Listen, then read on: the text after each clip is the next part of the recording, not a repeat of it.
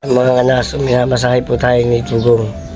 Sipag po masahe po yan mga kanaso. Kita nyo, oh. Sipag po yan. Hay ka muna mga kanaso. Hay ka muna Tugong. Simangot ka na naman eh. Yan po ang tawag po sa ginagawa niyan. Kalutkot, klik-klik, laklok. Yung tulis po ng kuko niya, yan niya po sa damit ko.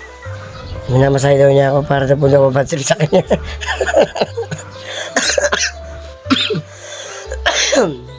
Pag po magmasahe ni Tugong, oh. Tingnan nyo, yung masahe niya pa, masama pa yung loob. Masama ba loob mo, Tugong? Ha?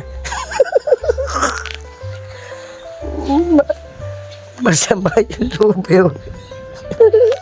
Para bibili na ka lang yan ang magmasahe eh. Ayusin mo. Galingan mo. Walang nyo. Pinabayaran kita ng ulam eh. Tapos ganyan ka magmasahe. Ayusin mo. Bilisan mo.